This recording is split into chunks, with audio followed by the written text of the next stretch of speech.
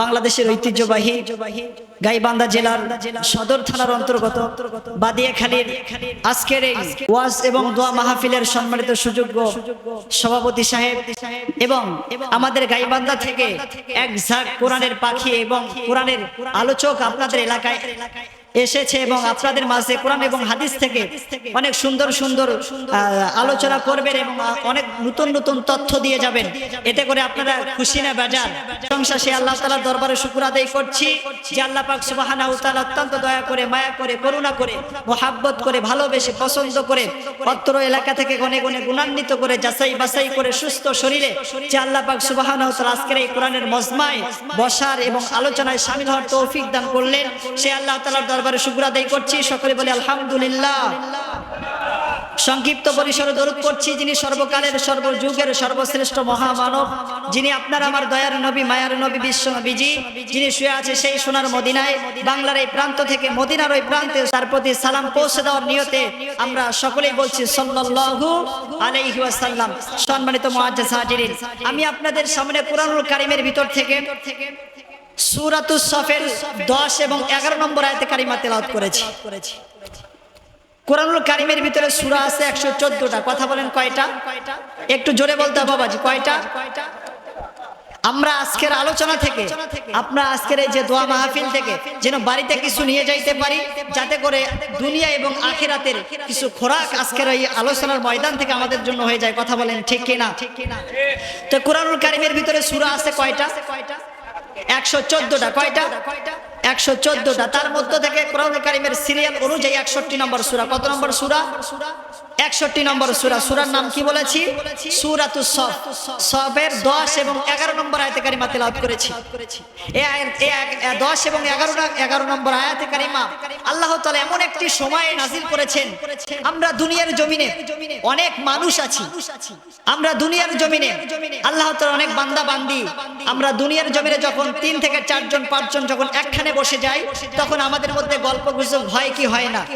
একটু জোরে বলেন, হয় কি হয় না? আল্লাহ রাসূলের সাহাবীরাও তৎকালীন সময়ে যখন একজন আরেক ভাইয়ের সাথে সাক্ষাৎ হয়েছে, এক ভাই আরেক ভাইয়ের সাথে দেখা হয়েছে, তৎকালীন সময়ে তারাও কিন্তু গল্প গুজব করেছিল। করছে কি করে নাই? অবশ্যই তারা গল্প গুজব করেছিল, কিন্তু তাদের গল্প আর হচ্ছে আমাদের গল্প, কিচ্ছা কাহিনী একদম মানে রাত দিন তফাৎ। বলেন আল্লাহু আকবার। তার কারণ আমরা কিচ্ছা কাহিনী করি দুনিয়া এবং আমাদের ধন সম্পদ কিভাবে বৃদ্ধি করা যায়, কিভাবে একজনকে ছোট করা যায়, কিভাবে একজনকে আঘাত দেওয়া যায়, এরকম কিচ্ছা কাহিনী না। আর আল্লাহ রাসূলের সাহাবীরা তারা সব সময় যখন একে অপরের সাথে দেখা সাক্ষাৎ হয়েছে, তারা আখিরাত মুখী যে গল্প কিচ্ছাগুলো করা যায়, যে আখিরাতে আমরা কিভাবে ভালো থাকবো, আমরা সবাই কিভাবে জান্নাতে বসবাস করব, কিভাবে আমরা আরামদায়ক একটা স্থান নিতে পারবো, এই প্রতিযোগিতাটা তাদের মধ্যে চলেছে। বলেন সুবহানাল্লাহি ওয়া বিহামদি। তো আমরা যারা আজকের এই আলোচনায় শামিল হয়েছি এবং মাইকের আওয়াজ যতদূর পর্যন্ত যাচ্ছে, তো আমরা দুনিয়াতে কেউ চিরকাল থাকবো না। আমরা কি কেউ চিরকাল থাকবো? একটু কথা বলতে হবে, চিরকাল থাকবো না। আপনার আমার সময়ে আল্লাহ তাআলা যেটুকু সময় দিয়েছে, যে হায়াতটুকু দিয়েছে, একদিন আমাদের হায়াতটুকু শেষ হয়ে যাবে। কথা বলেন ঠিক কি না? তো আমরা দুনিয়া থেকে চলে যাব, আমরা কেউ জান্নাতে থাকবো কিংবা জাহান্নামে থাকবো।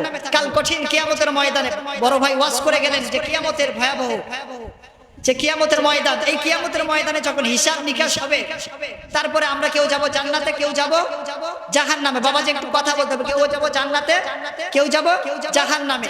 আমরা যারা আছি আমরা কোথায় যেতে চাই? একটু কথা বলেন তো। আমরা সকলে জান্নাতে যেতে চাই। তো আল্লাহ রাসূলের সাহাবীরাও কিন্তু জান্নাতে যেতে চাইছিল। বলেন সুবহানাল্লাহি ওয়া বিহামদিহি। আল্লাহ রাসূল সাল্লাল্লাহু আলাইহি ওয়াসাল্লামের সাহাবীরা তার এক ভাই আরেক ভাইয়ের সঙ্গে যখন দেখা হয়েছে, এক ভাই আরেক ভাইয়ের সঙ্গে যখন সাক্ষাৎ হয়েছিল, তৎকালীন সময়ের সাহাবীরা তারা দুনিয়ার কোনো কিচ্ছা কাহিনী করে নাই, দুনিয়ার কোনো গল্প গুজব করে নাই। তারা এক ভাই আরেক ভাইকে পরামর্শ দিয়েছে, এক ভাই আরেক ভাইকে কিভাবে জান্নাতের দিকে নিয়ে যায়, কিভাবে জান্নাতের আমল করা যায়, এরকম তাদের মধ্যে চিন্তা চেতনা ছিল। এরকম করে আল্লাহ রাসূলের কয়েকজন সাহাবী তারা একখানে বসে যখন পরস্পর কাছে গল্প গুজব করতেছে, একে অপর কাছে যখন আলোচনা করতেছে, যে আল্লাহর নবীর সাহাবীরা তোমরা দুনিয়ার জমিন থেকে যখন মৃত্যুবরণ করবা,